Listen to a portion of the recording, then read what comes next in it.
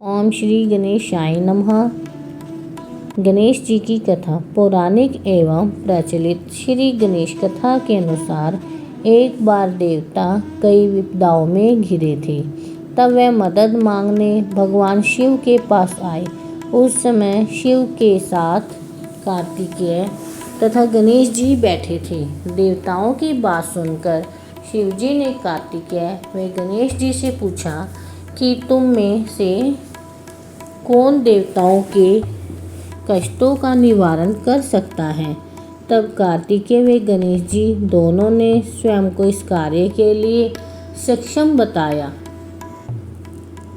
इस पर भगवान शिव ने दोनों की परीक्षा लेते हुए कहा कि तुम दोनों में से जो सबसे पहले पृथ्वी की परिक्रमा करके आएगा वही देवताओं की मदद करने को जाएगा।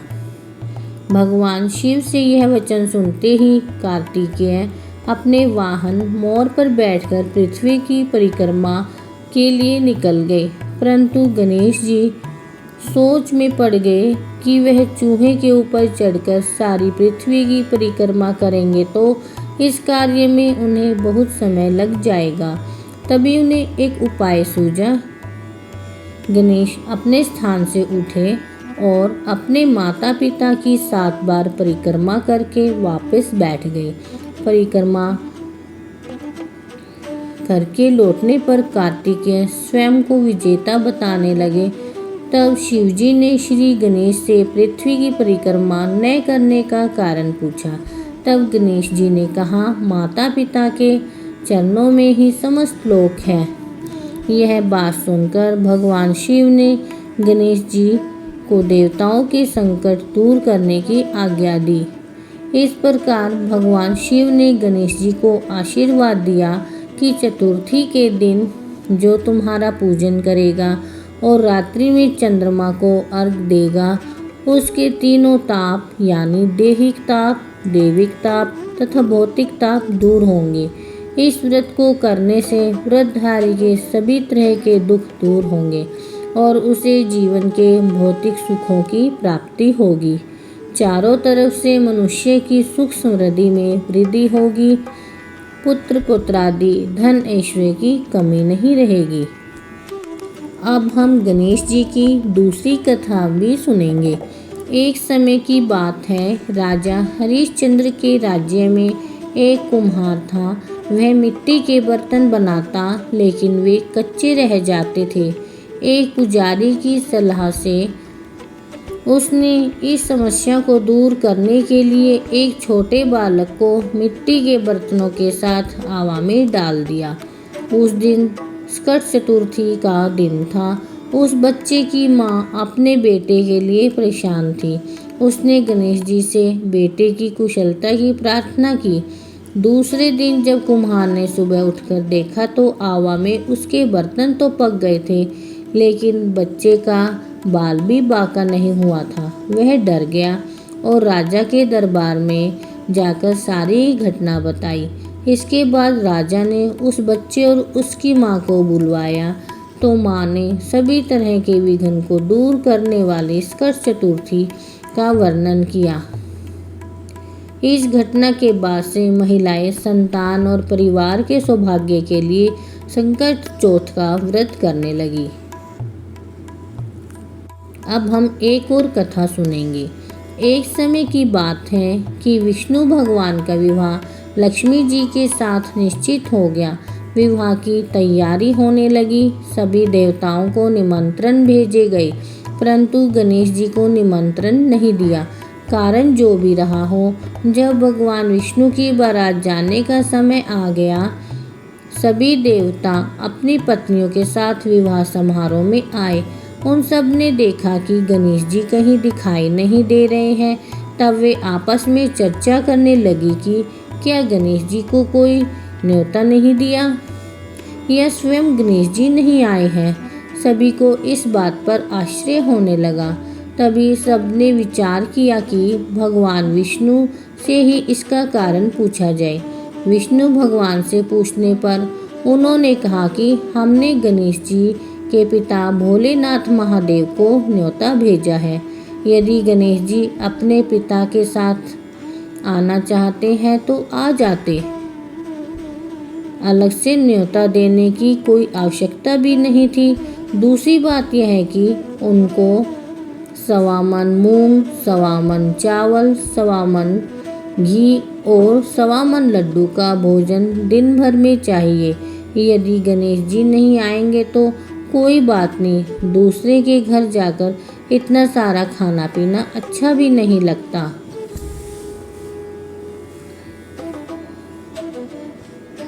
इतनी वार्ता कर रहे थे कि किसी ने एक सुझाव दिया, यदि गणेश जी आ जाए तो उनको द्वारपाल बनाकर बैठा देंगे कि आप घर का ध्यान रखना। आप तो चूहे पर बैठकर धीरे धीरे चलोगे तो बारात से बहुत पीछे चलोगे तो भी बारात से पीछे रह जाओगे। यह सुझाव भी सबको पसंद आ गया तो विष्णु भगवान ने भी अपनी सहमति दे दी। होना क्या था कि इतने में गणेश जी वहां आ पहुँचे और उन्हें समझा बुझाकर घर की रखवाली करने बैठा दिया। बारात चल दी। तब नारद जी ने देखा कि गणेश जी तो दरवाजे पर ही बैठे हुए हैं, तो वे गणेश जी के पास गए और रुकने का कारण पूछा। गणेश जी कहने लगे कि विष्णु भगवान ने मेरा बहुत अपमान किया है।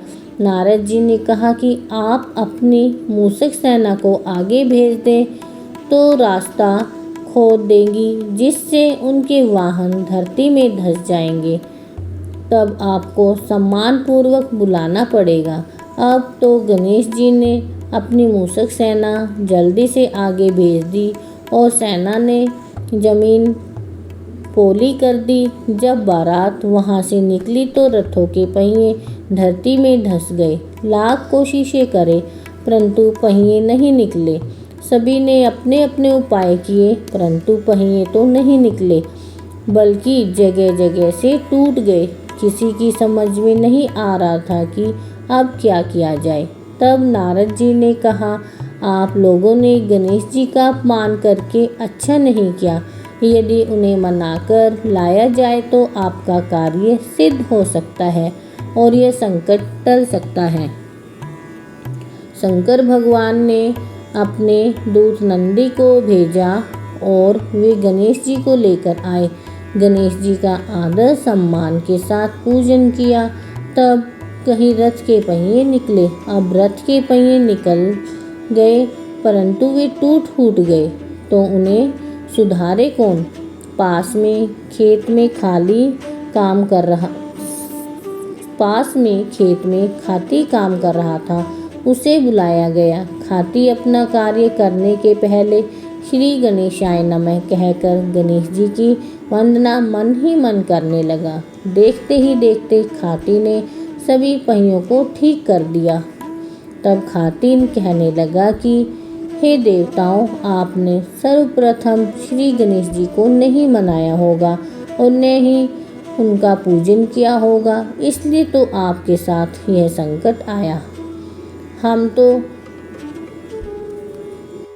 मूर्ख अज्ञानी हैं, फिर भी पहले गणेश जी को पूजते हैं, उनका ध्यान करते हैं।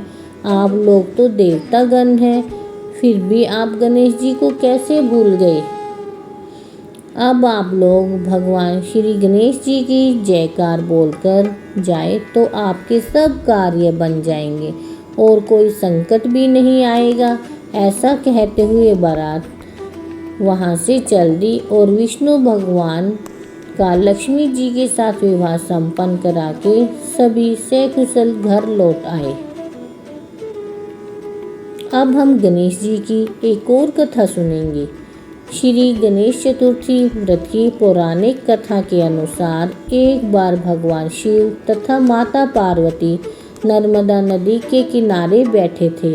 वहाँ माता पार्वती ने भगवान शिव से समय व्यतीत करने के लिए चौपड़ खेलने को कहा। शिव चौपड़ खेलने को तैयार हो गए, परंतु इस खेल में हार जीत का फैसला कौन करेगा, यह प्रश्न उनके समक्ष हो उठा। तो भगवान शिव ने कुछ तिनके एकत्रित करके उसका एक पुतला बनाकर उसकी प्राण प्रतिष्ठा कर दी और पुतले से कहा, बेटा हम चौपड़ खेलना चाहते हैं, परंतु हमारी हार जीत का फैसला करने वाला कोई नहीं है, इसलिए तुम बताना कि हम दोनों में से कौन हारा है और कौन जीता। उसके बाद भगवान शिव और माता पार्वती का चौपड़ खेल शुरू हो गया। यह खेल 3 बार खेला गया और संयोग से तीनों बार माता पार्वती ही जीत गई। खेल समाप्त होने के बाद बालक से हार जीत का फैसला करने के लिए कहा गया, तो उस बालक ने महादेव को विजयी बताया। यह सुनकर माता पार्वती क्रोधित हो गई और क्रोध में उन्होंने बालक को लंगड़ा होने, कीचड़ में पड़े रहने का श्राप दे दिया। बालक ने माता पार्वती से माफ़ी मांगी और कहा कि यह मुझसे अज्ञानतावश ऐसा हुआ है, मैंने किसी द्वेष भाव में ऐसा नहीं किया। बालक द्वारा क्षमा मांगने पर माता ने कहा, यहाँ गणेश पूजन के लिए नाग कन्याएं आएंगी, उनके कहे अनुसार तुम गणेश व्रत करो, ऐसा करने से तुम मुझे प्राप्त करोगे। यह कहकर माता पार्वती शिव के साथ कैलाश पर्वत पर चली गई। 1 वर्ष बाद उस स्थान पर नाग कन्याएं आई। तब नाग कन्याओं से श्री गणेश के व्रत की विधि मालूम करने पर उस बालक ने 21 दिन लगातार गणेश जी का व्रत किया। उसकी श्रद्धा से गणेश जी प्रसन्न हुए। उन्होंने बालक को मनोवांछित फल मांगने के लिए कहा। उस पर उस बालक ने कहा, हे विनायक, मुझे इतनी शक्ति दीजिए कि मैं अपने पैरों से चलकर अपने माता पिता के साथ कैलाश पर्वत पर पहुंच सकूं और वे यह देख प्रसन्न हो। तब बालक को वरदान देकर श्री गणेश जी अंतर्ध्यान हो गए। इसके बाद से वह बालक कैलाश पर्वत पर पहुंच गया और कैलाश पर्वत पर पहुंचने की अपनी कथा उसने भगवान शिव को सुनाई। चौपड़ वाले दिन से माता पार्वती शिवजी से विमुख हो गई थी, अतः देवी के रुष्ट होने पर भगवान शिव ने भी बालक के बताए अनुसार 21 दिनों तक श्री गणेश जी का व्रत किया। इस व्रत के प्रभाव से माता पार्वती के मन से भगवान शिव के लिए नाराजगी थी, वह समाप्त हो गई। तब यह व्रत विधि भगवान शंकर ने माता पार्वती को बताई। यह सुनकर माता पार्वती के मन में भी अपने पुत्र कार्तिकेय से मिलने की इच्छा जागृत हुई। तब माता पार्वती ने भी 21 दिन तक श्री गणेश जी का व्रत किया तथा दूर्वा, फूल और लड्डुओं से गणेश जी का पूजन अर्चन किया। व्रत के 21वें दिन कार्तिकेय जी स्वयं माता पार्वती से मिलने आए। उस दिन से श्री गणेश चतुर्थी का यह व्रत समस्त मनोकामनाओं की पूर्ति करने वाला व्रत माना जाने लगा। इस व्रत को करने से मनुष्य के सारे कष्ट दूर होकर मनुष्य को सुख संपत्ति एवं सुख सुविधाएं प्राप्त होती है। बोलो श्री गणेश जी भगवान की जय। माँ पार्वती, कार्तिकेय, शिव शंकर भगवान की जय।